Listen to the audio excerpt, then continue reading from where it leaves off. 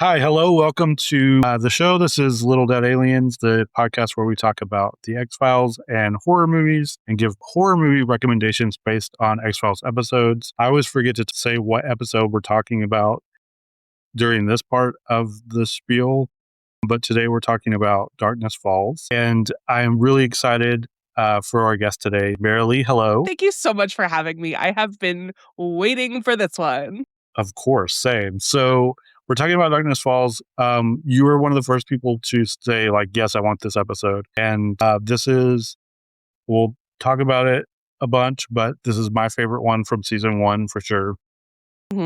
She's so good. She's so special to me. Yes, I just really love it. And it feels, to me, it's the most like horror movie-ish episode of the first season for sure.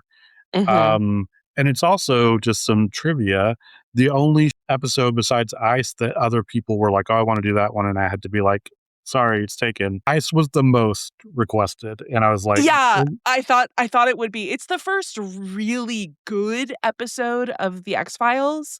And we do keep going back to that ice well, like what with the fire episode in season 2. And then this also one could, and I am also definitely in this camp, one could argue that this is also like an ice riff. So it makes sense that people would yeah, like the two of them. right. Yeah, a little But bit. baby, she's mine. I picked her first. Yes. But yeah, so and Ice and this one are probably the most like horror movie-ish, I would say. So yeah, Tombs, I think, is very horror movie also, just a different genre of horror movie for sure. that's true. More like thriller, Mhm. stalker vibes. Yeah. Yeah. Um, so before we get into the episode, tell me a little bit about your history with the X-Files. Well, I love The X-Files.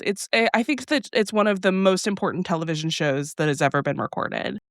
When I was a kid, my mom and my older sister, who's 7 years older than I am, she was in high school when I was in elementary school. We're different generations of people. But she and my mom would watch The X-Files together and they would talk about it. So I always knew that, hey, this is a good show that people like talking about, but I never watched it myself. Or that's not true. I definitely caught some episodes on television and watched them with no context. And when later I was going through the X-Files series, I was like, oh my God, that was an X-File? But I watched the show on purpose in my like mid to late 20s. And I really fell in love with the show. Nice. Cool. Yeah, I came to it very late and then like sort of fell in love with it and it like became my personality for like a year and a half, which is why I'm I doing mean, you're this. doing a podcast about it, so it's going to be your personality for the rest of your life, buddy. Hate to be Right. the one to tell you that. I guess that's true. Yeah. And what about horror? Like, what is your history? So I forgot to mention you host the other like horror focused show in the Glitterjaw Collective. Yes, Um, I'm very lucky to be one of the 3 hosts of Fear Coded.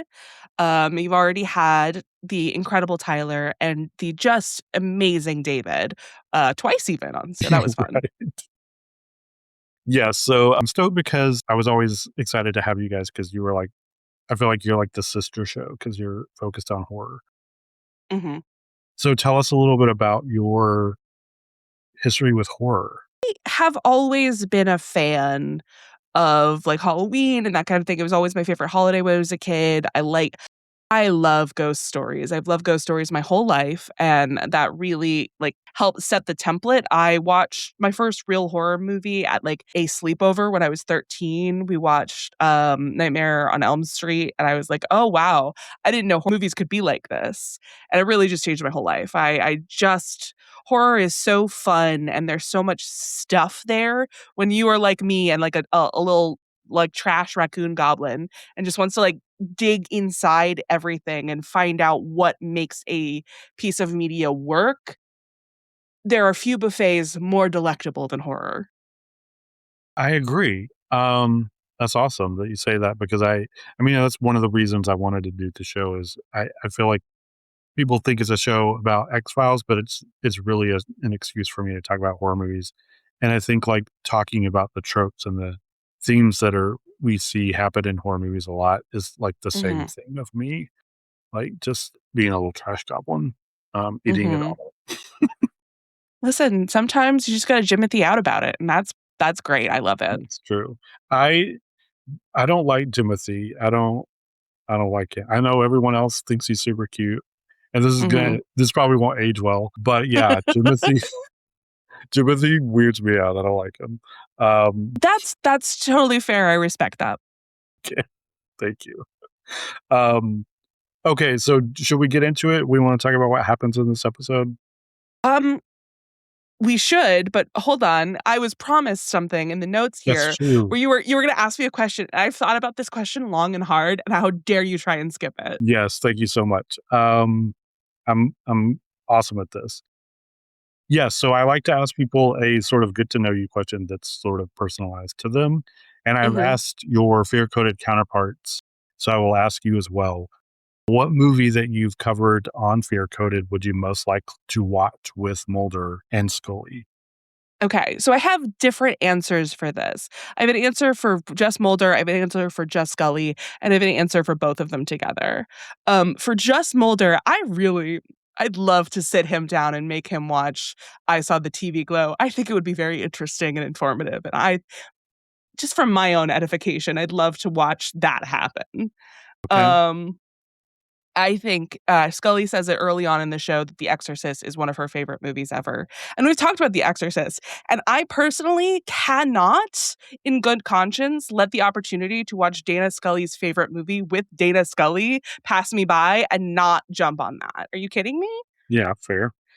Yeah, no, that's for me. That's a treat for both of us. I'm in. I'll make sure we have real cream cheese and bagels and pizza and have a really good time. It's like a sleepover with Scully.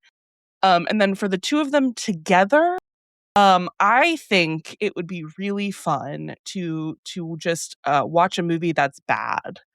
And a movie that I love and will defend, but I know is bad. And I think I would want to know what they have to say about Ghost Ship.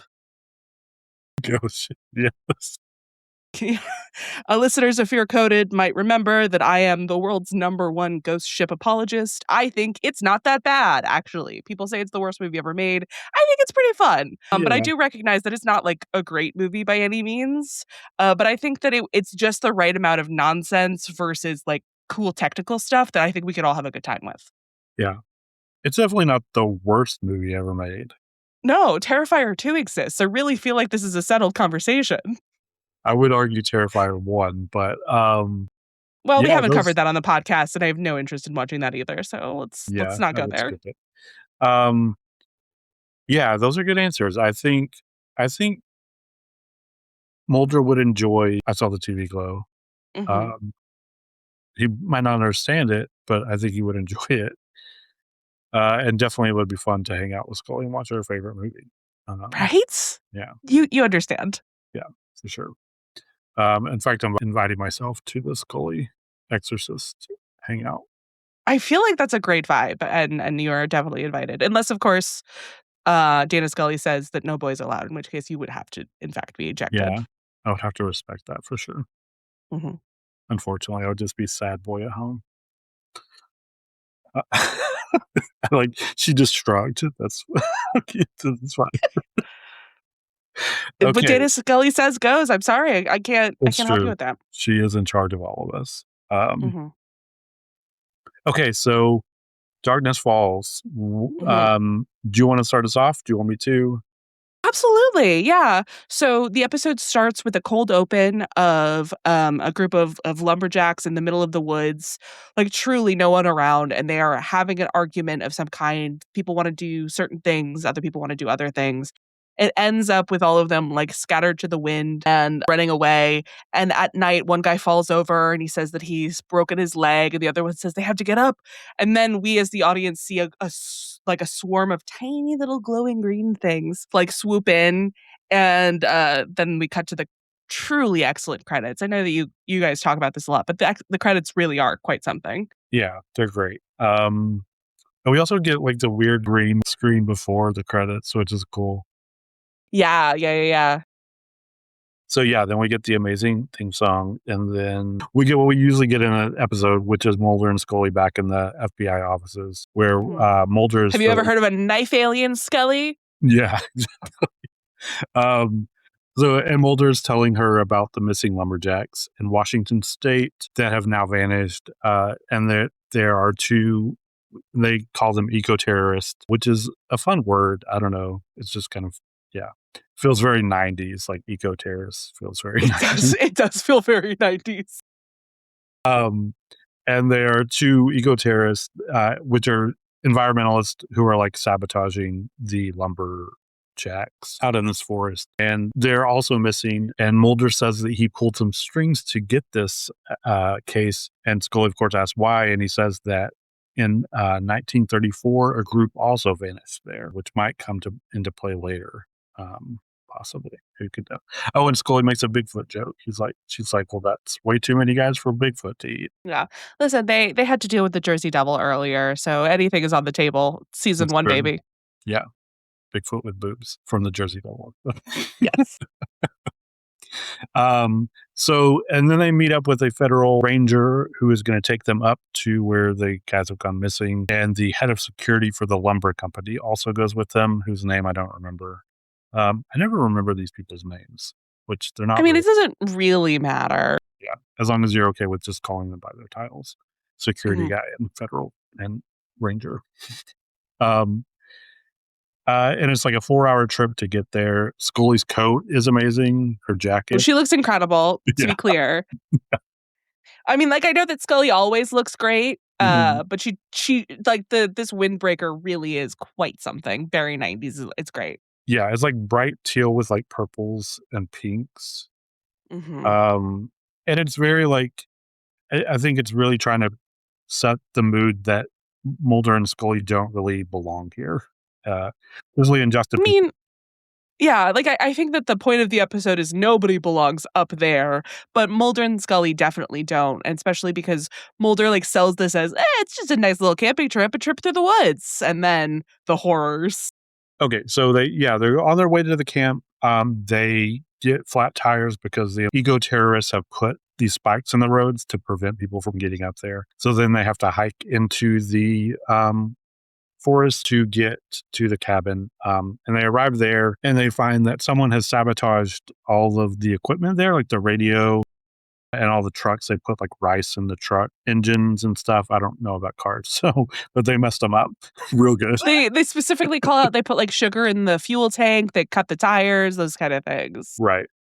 Um, and so they are looking around trying to figure out what's going on. The security dude stays there at the cabin and he's trying to fix the generator.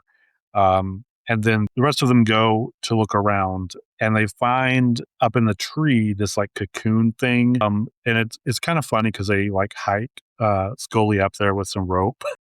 And she like cuts it open or cuts it down. And then they open it up and there's a dude inside who's like, been sort of mummified because something has like drained him of all of his fluids.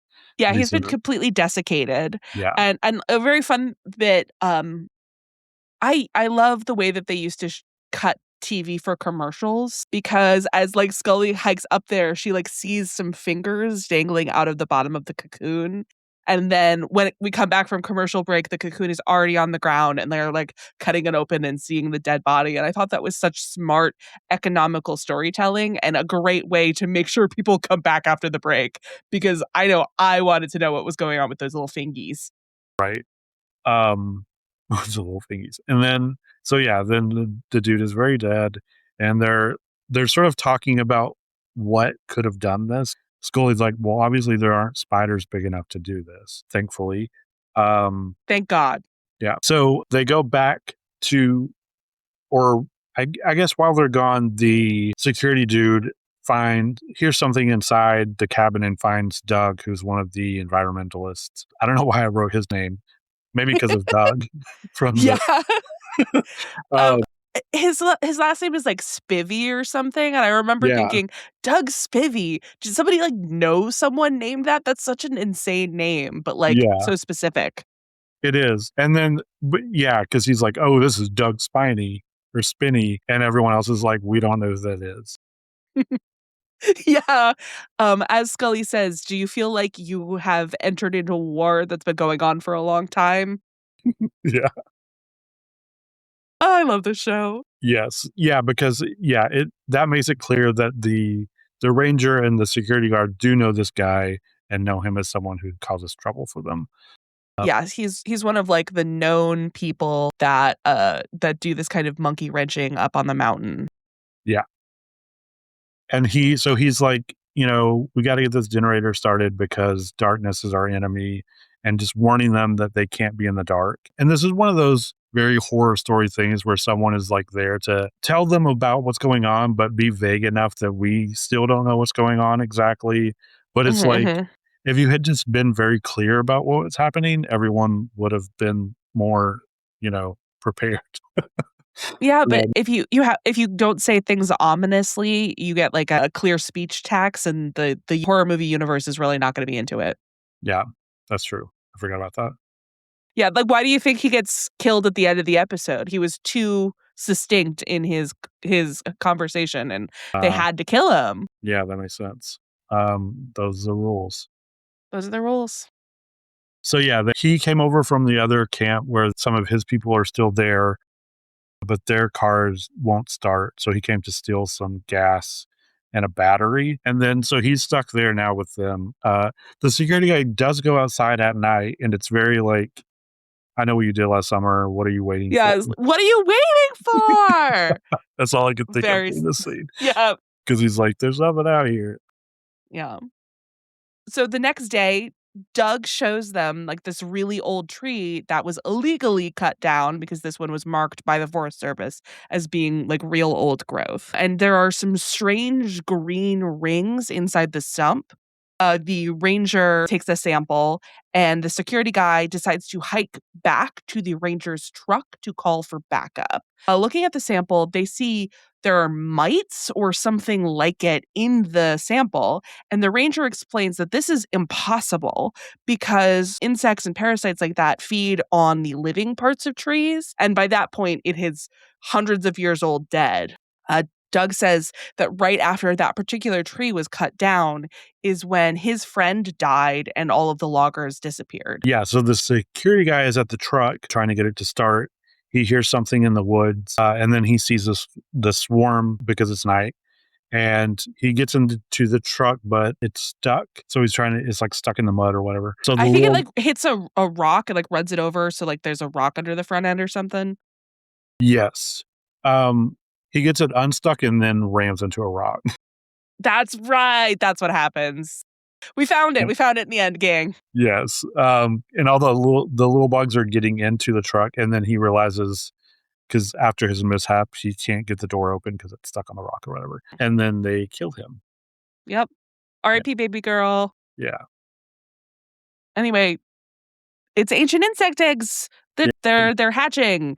We've got old bugs, folks. They talk about these bugs and speculate what these insects could be and what they're doing. Later, Mulder finds Doug sneaking around. He wants to go back and like take this gas to his friends in like two valleys over, and then he'll come back the next day and they will all escape. Mulder lets him go, but the Freddy's thinks this is a really bad idea because now all of the gas that they have in the generator is all that they've got, and they have to make it through the night on this one amount of gasoline. They get the radio working, but they don't want to waste power to use it, and then they try and seal up the cabin. That night, they realize that the insects are still getting inside the cabin, but they aren't dangerous unless there are no lights, because that's what causes them to swarm. And that is like the green sticky film that's been all over everything. It's the stuff the insects are secreting, which, can I just say, disgusting. Super gross. And only Hmm. Mulder notices it because he's Mulder. Yeah. I mean, I in Scully's defense, I think that she didn't think a lumber camp was maybe going to be the cleanest place and wasn't expecting to find, five-star service. But Mulder noticed that it was weird. Yeah. Scully's just like, dudes are gross, so of course it's gross in here. Fair enough. Yeah, so Scully has a freak out moment when they realize that the bugs are getting in. Yeah, in the tensest moment of the episode where she almost destroys their only light bulb. Yes. Um, and they calm her down, and then because Mulder's like, they can't swarm in the light, so they make it through the night, and then Doug shows up in the Jeep the next morning. Or is it the same night? No, it's the next morning. But he doesn't show up at morning like he promised. They do have to like start hiking out, and it's almost sundown when he finds them on the road. They pick him up, and then he almost immediately runs over one of his own caltrops in a great bit of irony. Yes. So they're trying to change the tire, and the bugs come. They pick him up and they fly him away like his friend, like he kept warning everybody else about. Yeah. So R.I.P. Doug. So they're in the Jeep, and the bugs are getting in, and we see the bugs swarming in the Jeep, and Mulder and Scully and the Ranger are all, freaking out. And then we cut to a commercial, I guess. And then we come back, and they're at a government facility, and we see the Ranger and Scully like in medical beds, and then Mulder comes in and he's talking with the scientist about like what's going to happen, and like he's like, yeah, everyone should be okay. And Mulder's like, well, are they doing everything they can to get rid of these bugs? Because if they get loose, then like that's really bad. And the government guy is like, yes, we won't let that happen. They're going to insure it. Dun dun dun. Right. With fire, I think he mentions fire. Yes, he does. They're burning this old growth forest down. They're getting rid of all of the bugs. There will be no escape or surrender. Yeah, which is really sad for the forest. Very much so. But, giant glowing bugs that kill people. What are you going to do? Yeah, I guess that's fair. And that's what happens in this episode. I really love the end part where it's like just a reminder that like, hey, we can't trust the government. No, again, it's a very X-Files of an ending. And I do think this is like the first time, but not the last time, where Mulder and Scully definitively lose and have to be rescued from the situation that they're in, which I think makes this a very interesting and important episode. Yes, agree. Yeah, and they don't really get all the answers that they were looking for, which I guess they kind of rarely do. But I mean, they have a pretty good idea of what happened to the missing loggers now and in the 30s, which is what they were looking for. Yes, but of course, Mulder is speculating that the bugs might be like alien or whatever. So he would. We'll never know. So yeah, I really like this episode a lot. As I said, I think it feels the most like a horror movie to me, and it has a lot of elements that horror movies have that I want a horror movie to have, which is, first of all, like isolation. I love any horror where people are like isolated or stuck in a place. Horror that happens in the woods or forest is always fun. And it also has like the harbinger element where, Doug shows up and he's like, this is what's going on. It's really bad. We can't be here. I think every horror movie should have the harbinger who's there to be like, this is what's going on. And we used to get them a lot in the 80s, I think, where it was like an old sort of creepy looking guy who's like, don't go in there. And I just really missed that. Really missed that in horror. But yeah, do you want to just get into some themes and tropes and stuff? Yeah, let's do it. Yeah. The first one I thought of is just the man versus nature kind of thing. The first one that comes to mind to me is Jaws from 1975. Very man versus nature. Yes. And sort of like in the episode, they're kind of stuck on the boat for most of the movie. I'm not a huge Jaw fan. I'm so sorry, Ben. We do have to, God, it seems like they have to end the episode now, immediately? No. And never talk ever again? I don't know about that. I also didn't see it until I was an adult. So I think I'm so sorry. I think I have to leave. You don't like Jaws? I mean, it's fine. It's not like you don't like it. I just don't love it as much as most people. Insane take to have on this horror adjacent podcast. But okay, I'm not gonna shame you too much for your own tastes, even though again, this is an objectively wrong take. I have accepted that. I know that people believe that to be true. I think I mentioned on my last episode that I'm trying to like garner this reputation as like a respected horror Good luck. fan, but it's not working because I have awful takes on horror. I know we both. Is it okay to say we both live in the Austin area? Yeah, no, we live here in Texas. We live our lives under the oppressive Texas sun. Yes, but I know that they do like a on one of the lakes here. They do like a Jaws at the lake, which I Jaws on haven't the been. Water, I highly recommend. Yeah, it sounds great. I It was great. It was super fun. I'll never do it again, but I had a great time. Nice. Um, Um, and listen, if you want to hear my thoughts and facts on Sharks movies, feel free to listen to the mixed reviews. In August, an episode talking about shark movies came out with me, Gavin, and Louie. We haven't recorded it yet, but it will definitely be out by the time this episode is. So go ahead and listen to that because I have lots of shark thoughts. Insane nice. thing to say to me that you don't like Jaws. Yeah, I'm sorry. I was I saw that you guys were doing shark movies, and I texted Gavin, and I was like, "Did you know like 6 shark movies came out this year?" They're like 6. It's crazy. Anyways, the next one, the one that I really like is The Ruins from 2008. Have you seen The Ruins? Yes, I have. I am not crazy about The Ruins because I feel it's a little too mean-spirited for me. But I absolutely understand and I get why you put this on this list. It is a really great movie. A lot of people really, really like it. And if you like body horror, this movie is up your alley. I'm not crazy about body horror. I think it's a little mean, but that was very much the culture of horror movies at the time. So really, it's very good. And I just feel like, while it's not bugs, and we'll talk more about bug movies, I feel like the vines and everything fit this a little more than some of the other stuff where it's just like a shark. Yeah, no, absolutely. This is a very man versus nature vibe. I think that the vines are more intelligent than the bugs, but they are both everywhere and only attack under certain circumstances. So Right. it's a really good shout. And the book that this is based off, the movie is based off, which is also called The Ruins, whose author I don't remember, is really, really good. Much better, like leaps and bounds better than the movie. So there's also The Happening from 2008. What a strange time. Yeah. Which is the M. Night movie. Have you seen The Happening? No, but I have seen enough clips to feel like I've seen the whole thing. Boy, what a time. Yeah. Those bushes sure were rustling. They were certainly rustling creepily. And then the last movie you have on this list is Annihilation, which I think is a really phenomenal pick for this. Isolated area, scientists who are going to investigate a phenomenon.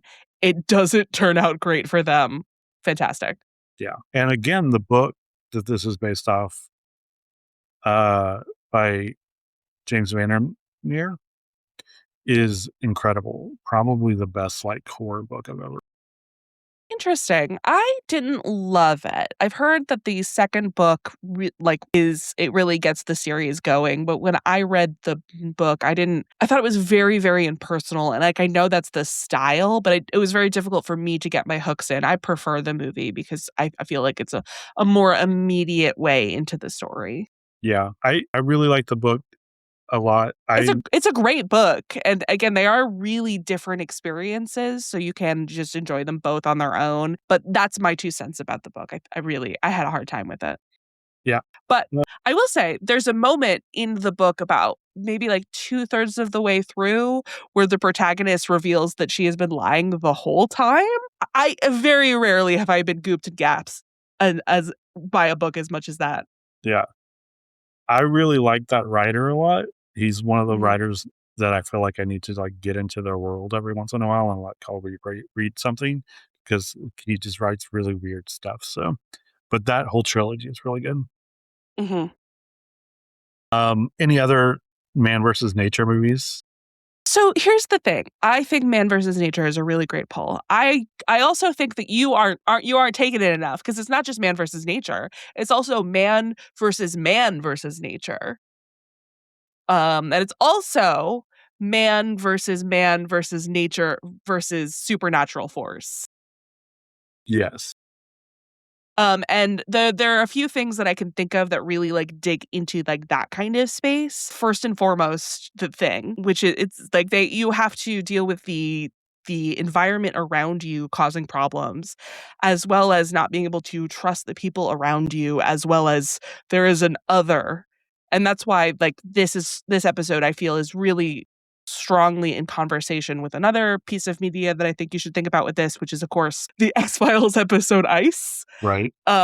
Which I think that this and Ice are a paired set of episodes, and I think that they really work well as a couplet together because you have in both of these episodes you have Mulder and Scully at crossroads, but you see them once at the very beginning of their relationship and see how they handle things, and once after they've known each other for almost an entire season of television, and you can see the nature of their relationship and how it's changed, even though you have Mulder making choices on his own and seeing how like Scully is affected in both cases. I think it's a very important episode for those reasons.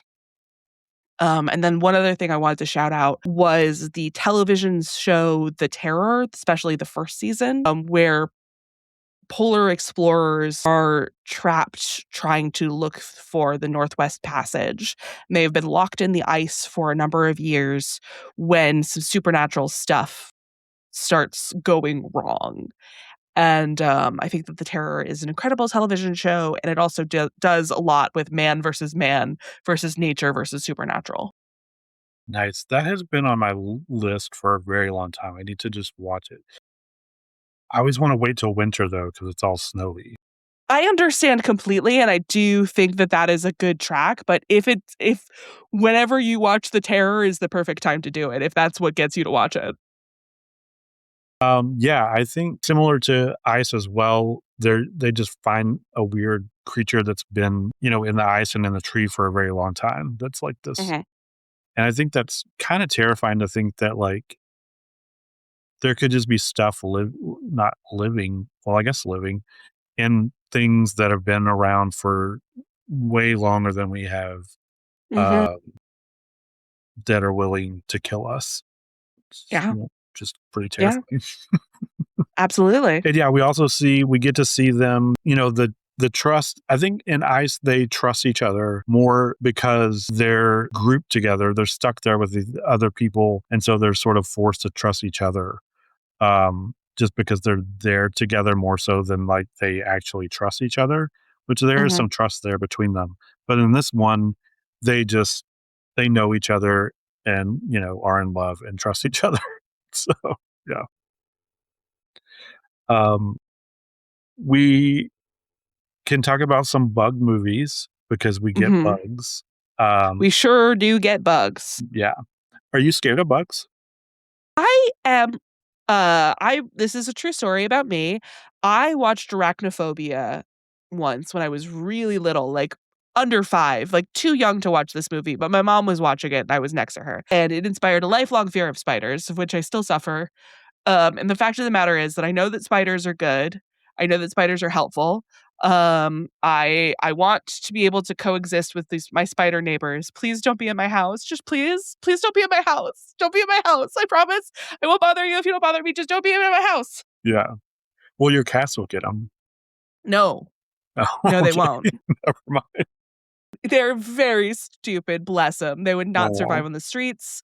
Um, Sometimes when you come in, like a moth will fly in through the house and the cats will want to get to the moth or the beetle or whatever bug it is. And sometimes I will pick the cat up and bring it to the ceiling so that it can try and get to the bug that's too high up. And they'll look at me like, "Why are we doing this?" Even though the this has literally happened. The wings of the bug has like fluttered and touched their face as they looked at me like I was a war criminal for trying to get them to the bug. They're deeply stupid, deeply stupid little creatures who would not get okay. it. All right. But other bugs, like in general? I don't love them, but Okay. I will say, the X-Files episode with the roaches did do psychological damage to my little sister, and I also don't love them because I grew up in Florida where, like, the palm roaches are bigger than you could possibly imagine. Yeah. They're Um, pretty gross. yeah, so Um, not a fan. yeah. I don't mind bugs, are okay. We have a tiny little spider that lives above our sink in the kitchen. Good place for a bug to be. Yeah. Eats the fruit flies. I can't have that. Yeah. And he's kind of a menace because he'll build webs everywhere, and it's like, you can't do this. um, but my husband is named him. His name is Bert because he named him Herbert and then Gilbert, and then couldn't remember which he named them, so now we just call him. He's Herbert Gilbert, both of them. Exactly. That's his full name, is Herbert Gilbert. Bert is his last name. So, well, I did want to talk about some spider movies. Obviously, Arachnophobia, as we just mentioned, from 1990. I don't think I've ever sat and watched Arachnophobia. I've seen it randomly. I recommend it. But yeah, in 23 and 24, I don't know if you saw Infested. It's a French movie. It's about spiders. Do you not watch movies about spiders? Not on purpose. I just see eight-legged freaks, but that was mostly not my choice. It just happened to be on everywhere for a certain period of time. Yeah. So I've seen most of that movie. And then in 2024, there was one called Sting. Those are both about spiders. Infested, or Vermin, is French and is really good. And it's the director who did Evil Dead Burn. So that one's really good. Sting was okay. It's about a little girl who catches a spider as a pet, and then it turns out to be really smart, and then maybe an alien. I don't remember precisely, and then have you seen Phenomena from 1985? Think so. It's possible. I've seen a lot of weird movies. And 85, a lot of stuff runs together. I may have, but I don't remember it very strongly. That's true that in 80 there were a lot of weird movies. This one, it's, I want to say Jennifer Connelly, and she's psychic with bugs, and there's a killer who's killing teenage girls, and she's new in this boarding school, and she starts hanging out with this entomologist who has a pet chimp, but she uses her psychic link with the bugs to catch the killer. So, but there are bugs swarming around a lot, in this episode. So it's really bonkers. Interesting. Yeah. Were there any bug movies that you thought about? Some not bug movies, but some bug adjacent stuff to discuss. Because there is a podcast that you may or may not have listened to called The Magnus Archives. It is a narrative fiction podcast that is, if you listen to any kind of horror podcast or horror podcast adjacent, this is one of the most influential ones in the field. The Magnus Archives was huge, and I really can't recommend it enough. I think it's phenomenal. Bugs in general, as well as spiders specifically, both show up a lot in different statements. So the way that the Magnus Archives, the elevator pitch for the show is that there is this institute called the Magnus Institute that exists in London that is researching the supernatural. The main character, John, is the new archivist who is going through all of the accounts that people have had about their firsthand experiences with the supernatural. And some of these entries can't be recorded in a normal way. So he has to record them onto a tape recorder, and that is how they can be digitized and added to this thing. And so some of these statements are supernatural in origin, for really supernatural. And as this show goes on, this supernatural conspiracy surrounding the Magnus Institute and the archivist and all of that stuff gets deeper and deeper. It's insane. It is truly excellent audio horror fiction. If you like that, I cannot recommend it enough. And if you are interested in bugs in specific, there are some episodes that really focus on them. There's an episode towards the end of season 1 that's episode 32, called Hive. That is a statement by Jane Prentice, who is a person who has been overtaken by bugs. And this is the story of how that happened to her in her own words. And it's really incredible fiction. There's also another one, I think it's episode 55, called Pest Control. That is a story about an exterminator who experiences a weird supernatural thing as he's trying to get rid of an ant hive. And then there is another episode called, I think it's Nesting Instinct, which is about a French man who is in love with bugs. It's very weird. Don't worry about it. That sounds really good. I'll have to listen to that. That sounds, yeah. The Magnus Archives has been on my bucket list for us to talk about on Fear Coded for the entirety of our runtime. It's going to happen at some point. I really love the Magnus Archives. I think it's phenomenal audio fiction and great horror, and I'm very tickled to have the opportunity to spread the good word. Nice. Has it ended or is it still going? Oh, yeah. No, very, very much so. Okay. It ended. There was a spinoff that I'm pretty sure also ended, but I'm going to be honest, I never really fucked around with the spinoff. I'm a fake fan. But there are 5 seasons of the original run of the Magnus Archives, and they're great. Okay. Yeah, that sounds good. In the fall, I like to build a fire outside and sit outside and listen to podcasts. So that sounds perfect for that. No, the statements are all very good and very scary. The surrounding mystery is phenomenal. Like, the supernatural world is really, really good. It'll fundamentally change the way you interact with horror in a little bit of a way, because later on there is a category. You know how for a long time people would have their Hogwarts house in their bios, which we shouldn't do. Obviously, if you listen to this podcast, but just in case you don't, J.K. Rowling is a horrible transphobe. Don't fuck with people who have Harry Potter stuff in their bio in 2026. Don't do it. But people like being able to sort things into categories. There is a truly elite category sorter for different kinds of horror stuff in the Magnus Archives around season 4. It's really good stuff. Okay. Yeah, that's a pretty big selling point. That sounds awesome. Mhm. I love when people bring stuff that isn't strictly movies. I'm so glad that you say that, because you only have movies on here, basically. And I was Yeah. like, baby, I hope that this is good, because I have other recommendations. Yes. No, I love it. I usually just pick a lot of movies, sometimes some books. So, but yeah. Movies are so easy. There's a reason why, even though we on Fear Coded will talk about any piece of media, that as long as in the horror genre, we talk about movies about 68% of the times, because it's just so easy to do a movie. Yes. Yeah. And it's easier to just watch a movie. It's less of a time commitment than listening to 5 seasons of a podcast. So, I would never make anybody do that, unless they want to. But no, I would recommend. I would have us do the first episode, which is a really good pilot. yeah. I'll have to listen to that sometime this week and I'll start it. That sounds awesome. Please let me know how it goes. Oh, I'm genuinely asking. This would be great for me. yeah. I tend to listen to podcasts when I'm falling to sleep or in bed. Mm. So I don't know. Mhm. I'll try it and see if it's too creepy. It might be a little too spooky scary. That's okay. Honestly.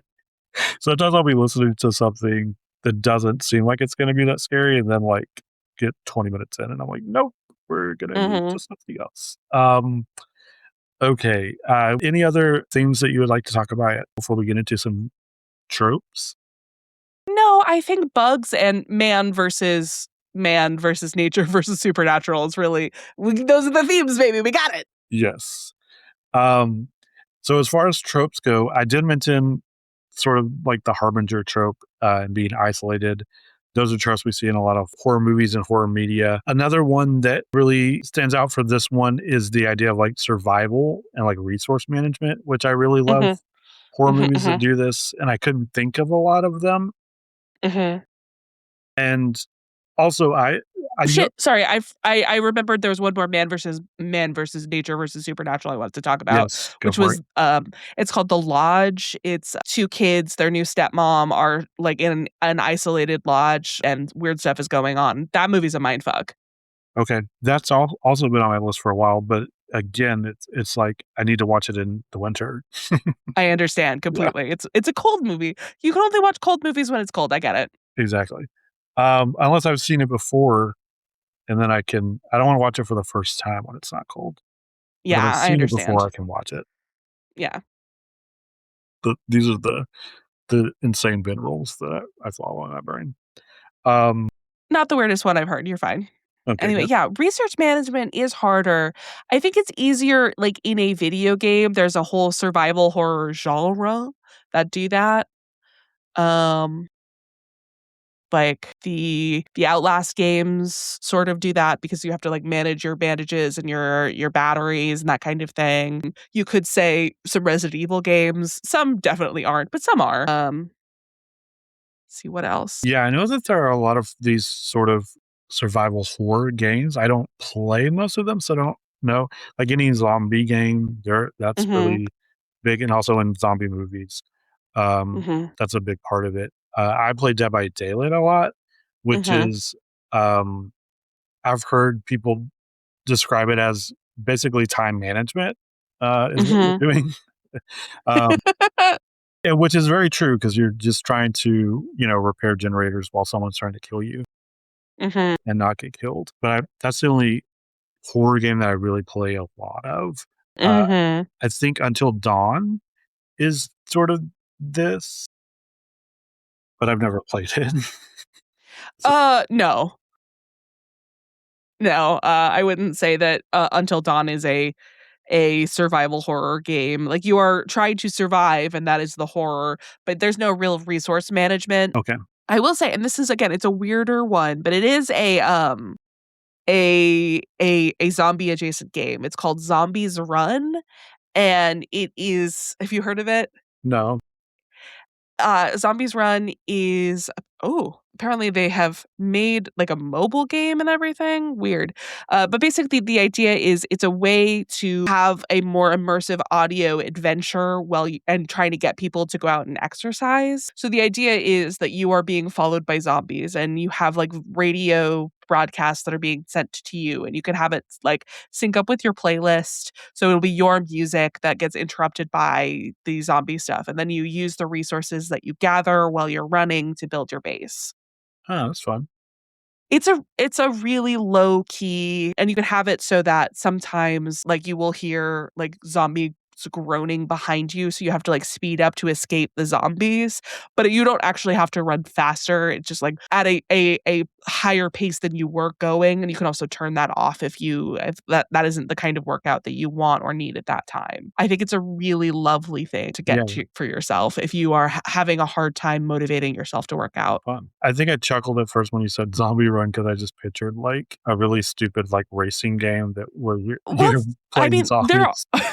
there are, like, Halloween marathons called, like, zombie runs where you're, Yeah, like but no, it's called Zombies Run. It is a game that you can get on, like, any app store. I haven't played it in a really long time, but I used to really like it. nice. That's awesome. I did on my list put just zombie movies in general because like Yeah. we're all kind of this survival horror. Send Help from this year Mhm. is really good, and they're just trying to survive on this island. And the resource management is such, like, a big plot point because, Linda Little is able to manage her resources really effectively as opposed to Dylan O'Brien's character, who is having a much worse time. Yes, what I really like that movie. It's a lot of fun.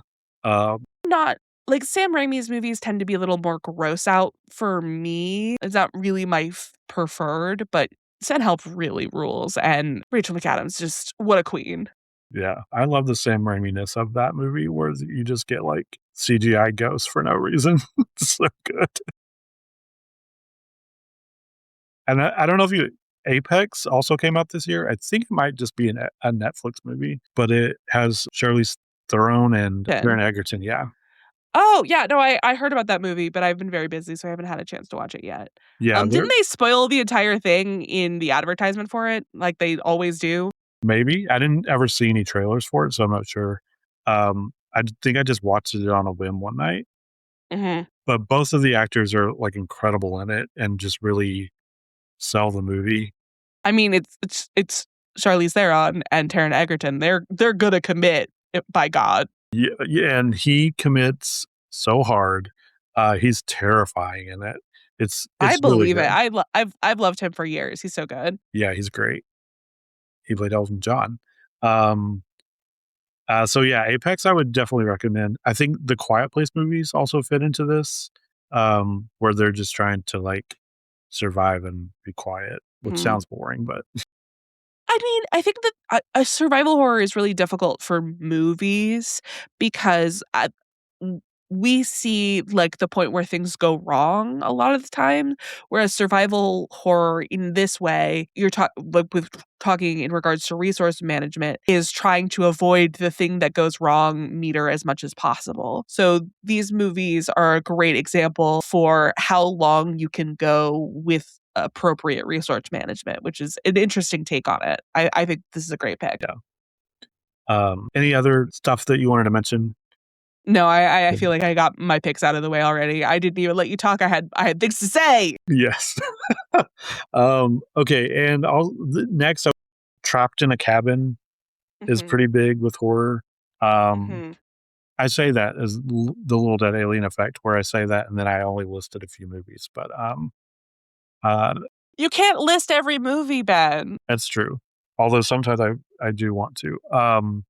And you mentioned The Thing from 1982, which is basically this. Yeah, Um, it's 100% this. Like, again, we are riffing off of Ice, which was The Thing right. writ small. Yes, The Thing, but X-Files. I don't know if you have seen Dead Snow, which is a zombie movie from 2009. It's a Norwegian movie. It Mhm. is, for a long time, I would tell people it's my favorite horror movie. Like, it's just really, it does everything that I want a horror movie to do.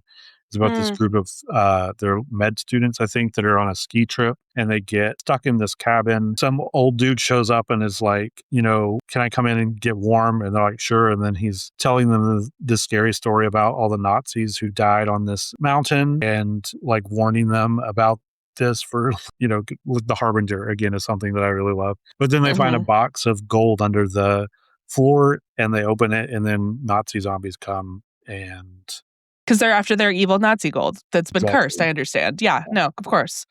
It's just really good. There's lot of great kills. If you're not into like gore and body horror stuff, you might not be as into it. But I really love Dead Snow. There's a sequel Mhm. that's like a zombie comedy horror that's not as good, but Dead Snow is a lot of fun. I love that. I'll add it to my list. And then, of course, you can't talk about being trapped in a cabin without talking about Evil Dead 1 and 2. Mhm. Um, the remake from 2008, they're in a cabin. You said you're not a big Raimi fan. I love the Evil Dead stuff, but He's not my favorite. I respect him. I think he's a truly a phenomenal, and, like, there's a reason why he's a legend. I'm an Army of Darkness girly, so, okay. the rest of the Evil Dead franchise is not as good as Army of Darkness to me. But I have all of my thoughts on this on our Fear Coded episode about Army of Darkness, which I highly recommend you listen to because David and Tyler are beautiful. Yes. Okay. I mean, you were getting on to me about Jaws hot takes, but Army of Darkness as your favorite Evil Dead film is I a hot said it. I'll take. say it again. I think again, the Evil Dead movies are great for what they are. Army of Darkness is a fun ride. It's a roller coaster, and sometimes you just want to throw your arms up and say Yeah. "Wee!" And that's what Army of Darkness is. Yeah. I mean, I think that's what the first two are for me. So, I uh, love that for you. and a lot of people, I guess. Yeah. Um, and also the movie Until Dawn from 2005, which I really, or 2025, last year, which most people hated, but I really enjoyed. Like, it's just, I don't know what people were expecting this movie to be. Um, it, I mean, I think that they were expecting it to be Until Dawn, which is if you name something after something, it should at least somewhat resemble the source material, which I know that this didn't. But I have not watched the movie, so I cannot really comment. that makes sense. Well, I haven't played the game, so maybe that's why I can enjoy the movie. Uh, Mhm. We also covered the Until Dawn video game on Fear Coded, just throwing it out there. It's a great nice. I yeah. can listen to that instead of playing it.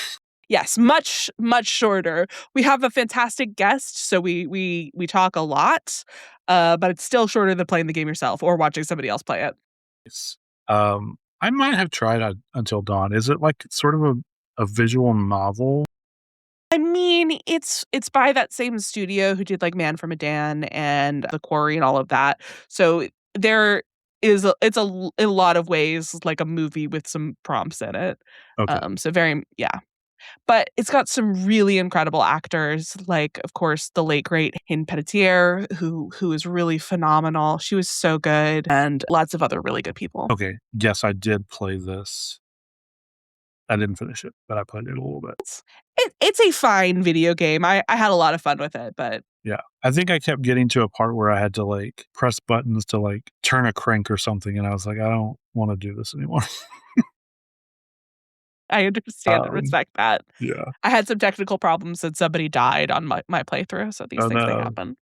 Yep. Are you supposed to not let people die? I mean, I guess that's Well, that's the whole point, is you wanna okay. see who survives until dawn. Got it. All characters can live and die. So you can have, like, a everybody survives, you can have a total wipeout, and there are achievements to this effect. David, as someone who I don't know if you know this about David or not, he loves to get achievements, and so he will play a game a lot of times to make sure he gets every achievement. Got it. Okay. I do that sometimes, but not often. But yeah, I like the Until Dawn movie. It's really dumb. It's just dumb horror. So if Mhm. you're into like popcorn horror, and they're just trying to survive, sort of a Groundhog's Day situation too, where they like die and then come back. Mhm, mhm. But yeah, any trapped in a cabin movies that you I mean, I'm a little surprised you what's didn't that? talk about Cabin in the Woods, which Yeah, is, trapped in a cabin, and there's even a harbinger. Several of them, in fact. that's true. Um, sometimes I yeah don't list the obvious because I figure it'll just come up naturally. Yeah, I Uh, guess that's fair. we were probably going to talk about that, which is an amazing movie. I really liked Cabin in the Woods a lot. It's a really great time, plays with tropes a lot. It's what got, Chris Hemsworth his Thor deal. But yeah, that's true. Yeah, Um, he was he got the call about Thor the day after his character died. I didn't Like, know and that. That's awesome. yeah, no, he did that scene, somebody was there, watched him give, like, his speech, and then ride off into the motorcycle to die, and he got called in to, I think, audition or maybe even got the role the next day. Nice. It's a great cast. I always forget that he's Oh, in it. phenomenal. Yeah, yeah. I think if you're a horror fan and you haven't seen Cabin in the Woods, um, Give yourself pause. a present. Yes, Really, like, get a nice beverage and some popcorn and have a time because you will enjoy it. it's so good. I imagine that everyone's seen it, but if you haven't, yeah, watch it right now immediately. We'll finish the podcast first, we're almost done. But yeah, I guess you can finish it too. Um, so also they're stuck in the forest. I when I was doing notes for this, and as I have thought about it up to recording, I was having a debate about what a forest versus the woods is Mhm, a mhm. lot, which is it doesn't matter at all. And I think that they're interchangeable terms. But for me, this felt like a forest and not the woods. Mhm, Um, mhm. and I don't have anything to I guess the woods are like what's behind your house, and the Mhm. forest is like this, where it's like a Yeah. spread Yeah, of I this is like old growth forest. This is the Black Forest in Germany kind of vibes. Like, this is old growth, old nature, untouched and unwelcoming of humanity kind of a vibe. yes, very much. And like Bigfoot's probably there. So Probably. I mean, Pacific Northwest. yeah. So I did want to talk about like horror movies that take place in the woods or forest. Mhm, Uh, there are a ton of them. So we don't mhm. need, I mean, we can go over some, but I just was wondering if you have a favorite. Like, what is your favorite one that's set in the woods? Um I don't know it's my favorite all time, but I really truly love The Ritual, which is, again, it's got that same sort of like forest vibes that I think really fit well here. I also just want to shout out the Doctor Who episodes, like Silence in the Library and like that two-parter, because again, it has to do with like something from the trees, like a crawling kind of fear in the darkness that I think like those two episodes and this episode map really nicely up against each I other. haven't seen that. I haven't watched a bunch of Doctor Who, but that sounds really cool. Yes, let me look it up. Let me get the actual episode so that Chels from across the Hooniverse won't yell at me. So it's Silence in the Library. It's part of a two-part episode. It's in the 4th series of the new Doctor Who season. The part 2 is called Forest of the Dead. Yeah, so they're episodes 8 and 9 of the 4th series. This is the 3rd one with David Tennant. Okay. And are they standalone? I can just watch. Well, yeah, again, it is a two-parter, and you need to know a little bit about Doctor Who in that, like, the Doctor is a time-traveling alien, but other than that, you should be good to go with just those facts. I do really like the ritual. Again, very much like a forest is where like we're not supposed to be here. No, we're not. And then the other thing is, that I wanna mention while we're talking about the forest is I think that a lot of our fears around the forest, very specifically, like, having to do with this episode, is actually our fear of the dark, one of humanity's oldest fears, because the reason why, like, the old forest really scares us is the way that it's so big and so large, like, it blocks out the sun. It's darker in there, you can't see what's going on, there are dangers lurking in a way that you can't see them, and I think that our fear of the dark and the dark forest are really intrinsically linked in an interesting way to think about. Yeah, for sure. It's also like there are certain parts of the planet, Mhm. the desert, the forest, jungles. You go there, the ocean. You go there, and you're not the top of the food chain anymore. Like it doesn't have to be like ancient bugs. It could be like a bear or something. Yeah. Well, I think that the forest is really interesting to, like, put into there because we've done actually a really good job eliminating the top predators on land. So, like, you have your big bears that you might find in a forest like this, but in a lot of cases, the fear that something is lingering in the woods here is not based on reality, it's more based on, like, the conditions that you find, because like, you could get trapped or lost and die of, like, dehydration, starvation, that kind of thing, as opposed to being eaten like you could in other biomes or, like, the ocean with sharks, Yeah, that's true. which I think is very interesting and truly to be have the same kind of problems as humans hundreds of years ago in those kind of spaces is really interesting. Right. Yeah, that is interesting, to think about because yeah, it's like time traveling kind of, where you're, Mhm. like, basically just a caveman in the woods. Maybe you have a flask and some granola bars, but, like, If you are not prepared, the woods does not care about you and will not make an exception for who you are. no, not at all. I think my favorite horror in the woods is definitely Blair Witch Project. Oh, yeah. Oh, classic. I don't She really even is that girl. yeah, I don't know. Nothing else even comes to mind as, like, close to how good Blair Witch is Interesting. for me, as far as, Mhm, like, in the woods goes. mhm. Um, okay, so any other in the forest or stuff you wanted to talk about? For the woods, no, I think I'm good on that. Okay. And the last thing I wanted to mention, just based on vibes, is Lights Out from 2016. I watched Mhm, that for the first time for this, mhm. and I was just kind of wrote it off as not good, and it wasn't great. Yeah, no, it isn't. It isn't good.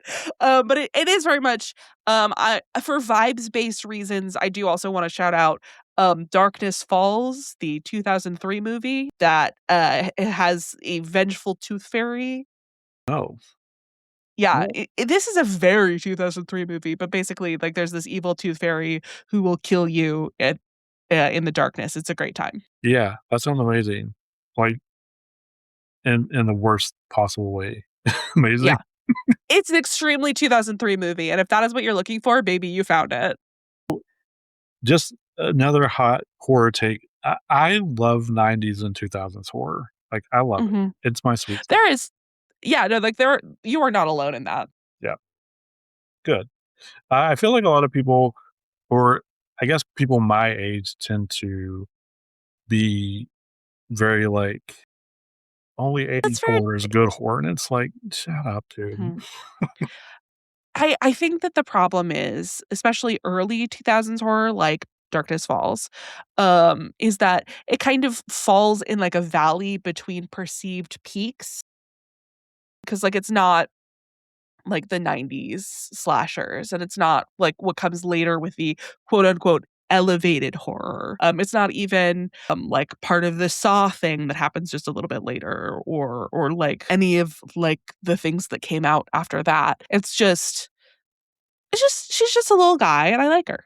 Yeah, and they're all. It's funny, like Darkness Falls. I'm just like picturing it, but like any like early 2000s horror movie, it's so dark you can't tell what's going on half the time, and I just really love it. Okay, So here's the thing. I think that controversially, I think lighting has gotten worse. I don't know about controversially. I think that you can see things a lot better in a movie like Darkness Falls that came out in 2003 than on some episodes of television that come out now.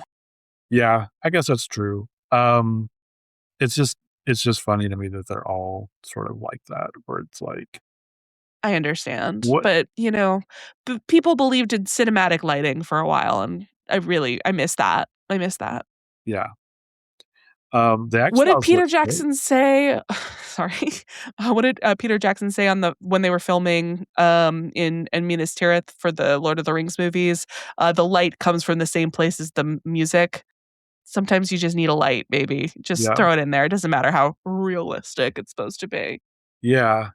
Unless you're Robert Eggers, just you need to light stuff so we can see it.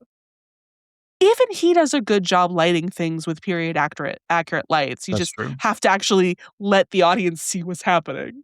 Um, any other vibe stuff or any other movies that came to mind while you were watching Darkness Falls? No, I don't think so. I think that really we did a good job summarizing anything that could possibly be related. We did it. We did it. Yes. And Will Lights Out had meant to say, like, in this one, they can't go into the dark or the thing will get them. So they need to keep it. So it's like Darkness Falls in that way. Um, Yes. for those who have not seen it. And again, it's not a great movie, but if you really like Darkness Falls and you like that element of the episode where they're like, they can't go into the dark, then Lights Out is the movie for you. Yeah. Um, okay. Well, thank you so much for joining me to talk about this episode. Thank you for having me. This has really been such a delight, such a treat. Yeah, I am just really glad that I got to do this with someone so awesome for my favorite episode. You'll have to come back. Um, tell us if you would like to tell us more about Fear Coded, you can, and tell us where we can find you online and stuff. Yeah. So again, Fear Coded, myself and my two co-hosts, Tyler and David, we take a queer reading of a single book, video game, podcast, TV show, any kind of media that does horror stuff is well within the scope of our approach. And we will analyze it through the lens of queer theory. We'll talk it through. It's a really good time. A lot of I have made mention several times throughout the episode at natural plug points, I felt like, maybe too many. But we talk about, like, we have existed for, like, we just had our, like, second birthday, so it's like we have been covering things for 3 years now. So we have a lot of things that we've covered. We've talked about Jaws, we talked about Until Dawn, Army of Darkness. We have a lot of things. Anything that I've said that has been interesting to you, please feel free to check us out. But again, David and Tyler are also there, and they're phenomenal. I have also, if you're interested in me talking about X-Files stuff, Tyler in his episode of talking about how he should get a plaque for most X-Files, I'd like to have you, I just throw it out there that I have also talked about the X-Files on Fear Coded and Gimmicks. We did an episode about one of my favorite episodes of the show, Bad Blood in season 5 with the vampires. It was just such a beautiful time. Um, and then again, if you like hearing me talk about sharks, I can't recommend the mixed reviews enough. I can't wait to record it in a couple days. You can find Fear Coded online on Instagram and Blue Sky and YouTube, all at Fear Coded Pod. Check us out. I'm generally the one behind the handle, so just come on, say hi. Yes, highly recommend Fear Coded. It's a lot of fun. We had been on talking about at the very beginning of the year. We talked about Malignant. What a time that It was! was a good time. It was a great time. I had so much fun. I love that stupid movie. It's so stupid. But yeah, there's a lot of darkness in that too, like scenes that are Mhm. dark. So Yes, I get, but lit pretty well. I mean, could be better, but yeah, yes, definitely. I can't wait to listen to you guys talk about sharks. Okay, well, thanks again so much for joining me. My name is Ben. You can find this podcast, Little Dead Aliens, on Instagram and Blue Sky at Little Dead Aliens. Uh, Merrilee and I are both part of the Glitter Jaw Queer Podcasting Collective. You can find out more about the people and the shows there at glitterjaw.com. Thank you for listening. And if you see a swarm of glowing green bugs turn on the lights. Just turn on the lights. Okay, bye.